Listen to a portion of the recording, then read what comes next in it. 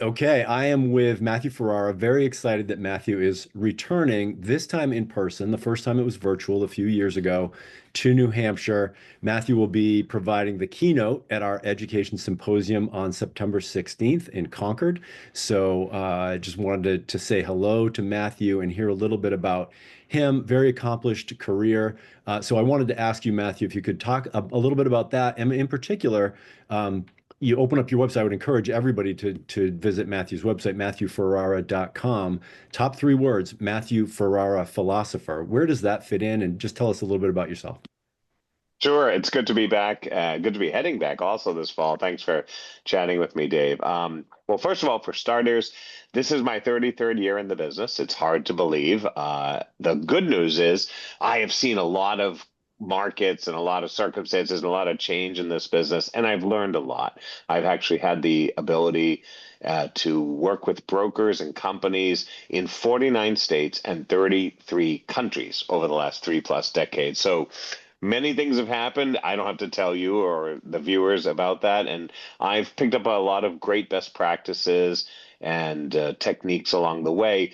Primarily, where I've stayed in my lane in real estate has been professional development. So helping agents be great agents, helping brokers be great, effective brokers, helping associations strengthen and do good works, not only in our industry, but just in the societies that we live in. So I've been hyper focused on helping real estate be its best.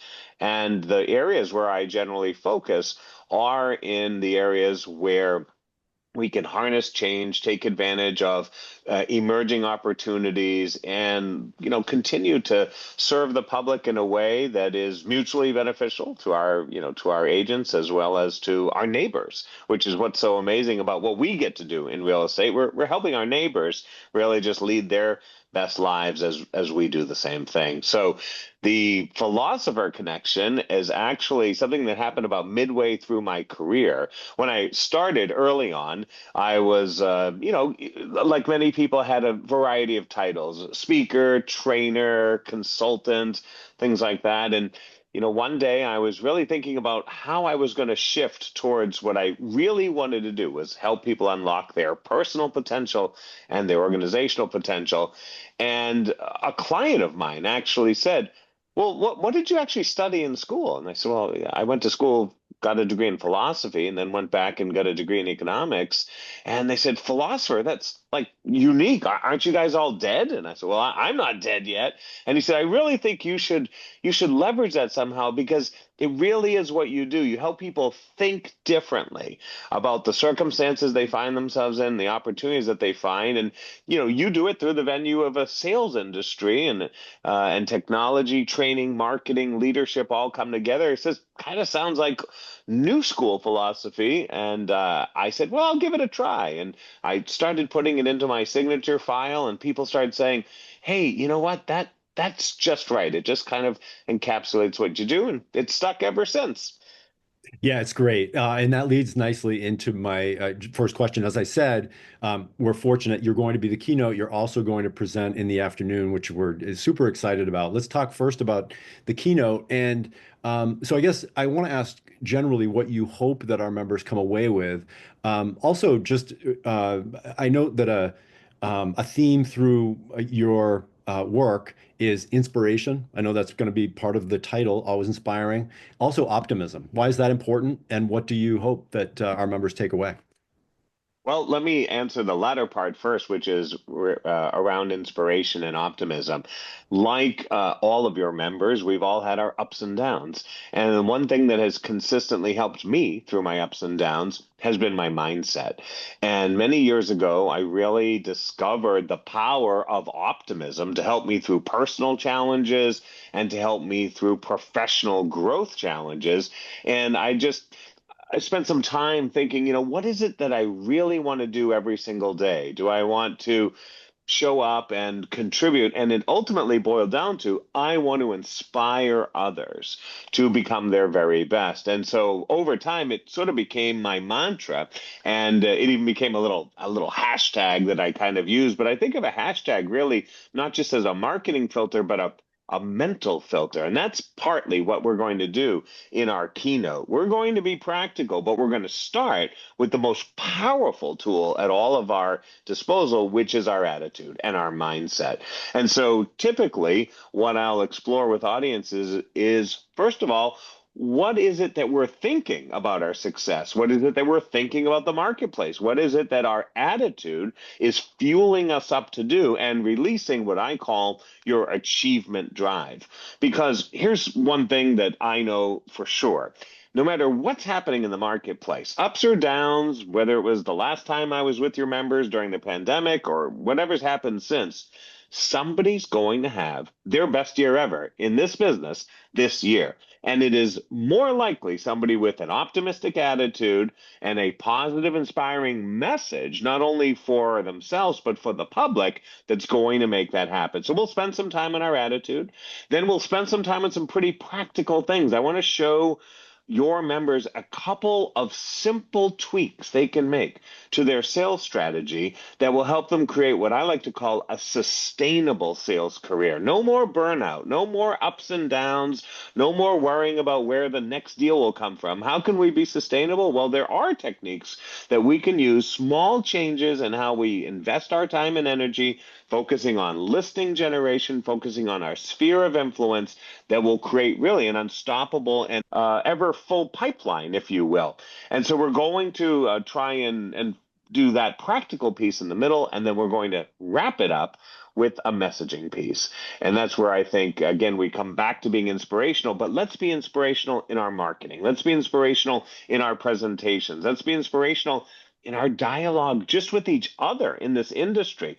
If you put those three pieces together, a great mindset, a great sales strategy, and an inspirational message, anything is possible this year. And I do want to get to the AI in a minute, but as you're talking, I think another theme that I've heard and read in your work is authenticity. I think that that probably is something that comes into play as well.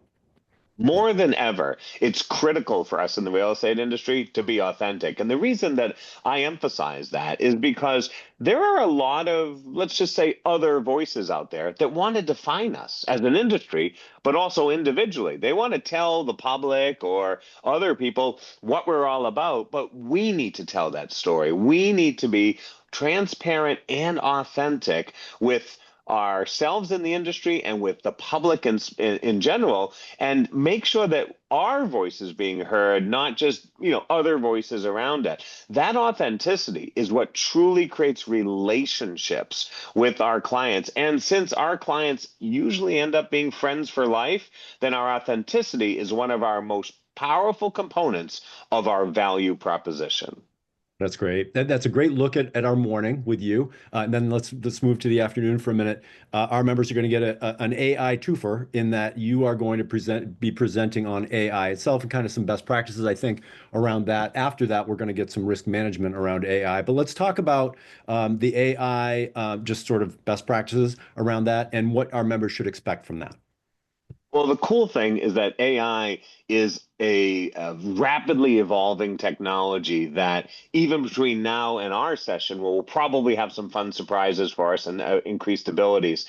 But the reason I'm so excited about AI isn't AI itself. I'm excited that it's coming to real estate because no industry has shown a greater propensity to adapt to new tools than this business. I mean, when I started, let's be honest, Dave, when I started, we were still printing MLS books, right? Now we are doing amazing things with our marketing, inventory, and our technology. So I'm excited about AI because what we're going to actually learn is how AI, like any of the technologies we've already adapted, are simply going to make our lives better, simply going to make it easier to deliver amazing service, create great product for our clients, whether it is marketing product, whether it's better organization, whether it's more effectively managing risk in our transactions. So we're going to take a look at, first of all, how do you interact with AI in a way that makes your job better, not substitutes for your job, not replaces your job.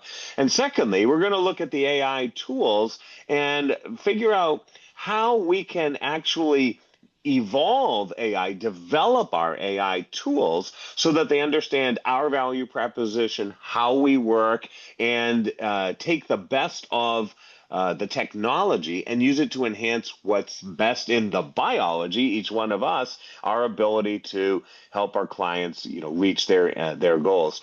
The cool thing about AI is that there isn't a right or wrong. There's an endless number of creative ways to use it. And what I like to show members is basically how to begin the process of using AI that works best for them and then let their creative juices go. Because the neat thing we're seeing out there is so many ways in which AI is able to take what you're best at and simply turn up the volume to reach as many people as possible. Yeah, and it's interesting you say there's no right or wrong. I agree, no right or wrong with AI. The only right is try not to fe it's very easy to be fearful of AI, and I count myself among those who it's very easy to be intimidated. I think the only right answer is try to steer away from that and use it to your benefit. Totally agree. The cool thing is that real estate professionals, after getting over any initial hesitation, have consistently been people that I have seen harness technology and actually push the limits of it. The funny thing is, the moment real estate professionals get over the I'm not sure, they're always asking these edge case issues. They're always already pushing the limit before they sometimes even use the everyday things. I'm confident that this is yet another technology that once you give it a try, you realize, wow, I'm better off with it than without it. It's not in any way a replacement for me. If it's anything, it is simply as exciting a way to enhance what I deliver and how I grow my business as anything else we've used in the past.